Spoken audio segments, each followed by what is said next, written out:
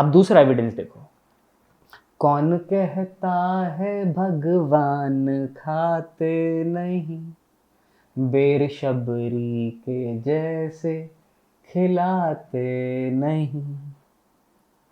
कि शबरी एक शिकारी की बेटी थी, तो वो बहुत अच्छी जात को बिलोंग नहीं करती थी, बट एक सक्षम परिवार से बिलोंग करती थी। और जब उसकी शादी तय हुई, वो दिखने में बहुत खूबसूरत नहीं थी, तो जब उसकी शादी तय हुई तो उसको एक कंपनसेट करने के लिए, अब इस तरीके से समझिए कि बहुत सारे हजारों जानवरों को लाया गया बलि देने के लिए उस समय, बकरियां, भेड़ वगैरह।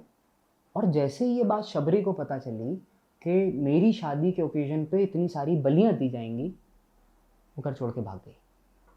तो पहली शर्त जो होती है भगवान को अपने पास बुलाने के लिए, भगवान के पास जाने के लिए, वो है हार्ट ऑफ प्योर गोल्ड, जो मीरा का भी था, शबरी का भी था। तो पहली शर्त ये है। दूसरी शर्त ये है कि फिर शिद्दत कितनी है। तो जब वो वहां से भाग गई, तो अब भाई उस समय ऐसा तो है नहीं कि भाग के शादी कर लेंगे लोग जाके, तो आज का ही कल्चर है। तो उस समय जब वो भागी, तो अब वो ये सोचने लग गई मैं करूं क्या। तो वो प्रभु की शरण में जाना चाहती थी। तो वो बहुत सारे उस समय जितने भी ऋषि महर्षि थे उनके पास गई। वो बोली कि मुझे भी प्रभु शरण करनी, मुझे भी वो ज्ञान हासिल करना है जिससे मैं भगवान को प्राप्त कर सकूं। पर क्योंकि उनकी जात ब्राह्मण नहीं थी, तो उनको बहुत सारे ऋषियों ने मना कर दिया। पर एक ऋषि थे मतंग,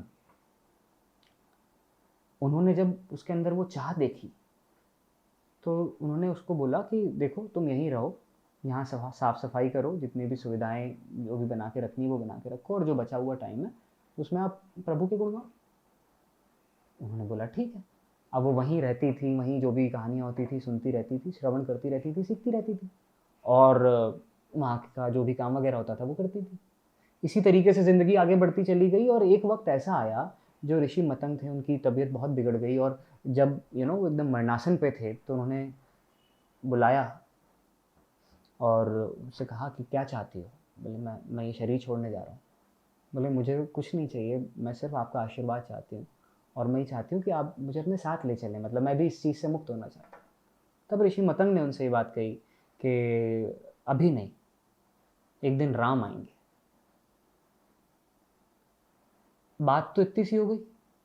अब ये राम का इंतज़ार करने लग गई, और ये बच्ची रही होगी जब आई थी, और कुछ सालों बाद जब उनकी तबीयत खराब हुई होगी, मान लीजिए अगर 10-15 साल का भी गैप रहा हो, तो अगर ये 20-25 साल 30 साल के आसपास भी अगर मैं मान लूँ उस समय जब ऋषि मतंग की डेथ हुई होगी, तो आप ये समझने की कोशिश कीजिए कि उस दिन से रोज़ सुबह उठकर वो तैयार होती थी, जंगल जाती थी, वहाँ से फूल तोड़ती थी, बेर इकट्ठे करती थी, उन फूलों से आकर अपना हट जो था उनका, जो झोपड़ी में रहती थी, वो उसको सजाती थी, और वो बेर लेकर जंगल में जाती थी। और बेर कैसे बिनती थी वो, और इस एनालॉजी को समझिए, ये स्टोरी का सिंबलिज्म देखिए। बेर दुनिया की सबसे शानदार चीज़ है अगर वो मीठे हो और दुनिया की सबसे घटिया चीज़ है अगर वो खट्टे कड़वे हो तो जो बेर चखने का मतलब है वो ये है कि हर चीज में उठा उठा के देखूंगी, और ये देखूंगी इसमें से शानदार कौन सी है, और जो शानदार है वो खुद खाने के बजाय मैं रख लूंगी। That is called sacrifice, that is called devotion, that is called selfless work. कि ये जो मेहनत कर रही हूं, ये मीठे बेर खुद खाने के लिए नहीं कर रही हूं, ये उस दिन के लिए कर रही हूं कि एक दिन जब प्रभु आएंगे तो वो बेर मैं उन्हें खिलाऊंगी, यानी प्रभु आएंगे। अगर मैं ये आपसे कह दूं कि कृष्ण है, तो मैं पूछ नहीं रहा हूं, बता रहा हूं। और अगर मैं आपसे पूछूं कि क्या कृष्ण है, तो बता लो जो बताना। पर क्या मैंने पूछा? तो एक आस्तिक आदमी आपसे कभी पूछने नहीं आएगा। आप इनसिक्योर हो, आप नास्तिक हो, आप जाओगे दुनिया में साबित करने के भगवान जैसा कुछ नहीं होता। अगर नहीं भी होता तो क्या तेरे जीवन का मकसद बना लेगा कि साबित करके रहेगा दुनिया को कि भगवान नहीं है? चल नहीं है तो अब क्या करेगा? चल नहीं है भगवान, तो अब मोरालिटी कहां से बिल्ड करेगा अपनी? कैसे डिसाइड करेगा दुनिया में क्या सही है क्या नहीं है? आप जब गीता को डेप्थ में पढ़ना चालू करोगे तो आपको पता चलेगा कि जो गीता है वो बहुत सारे स्कूल्स ऑफ थॉट्स के ऊपर बेस्ड है। जब अर्जुन गीता में कृष्ण से सवाल पूछते हैं तो वो 3 सवाल पूछते हैं, जो वर्च्यू एथिक्स, उसके बाद डियोंटोलॉजी, और कॉन्सिक्वेंशियलिज्म की थ्योरीज के ऊपर बेस्ड है। तो आपके लिए बहुत आसान है ये कहना कि कृष्ण नहीं है। तो कृष्ण नहीं है तो बताओ सही और गलत क्या है,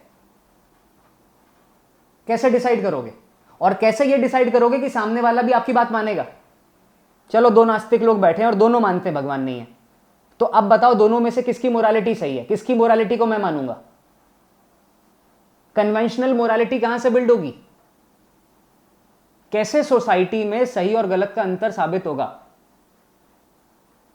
हम नहीं समझ पा रहे यार इन चीजों को। खैर आगे बढ़ते हैं, फिर समझेंगे।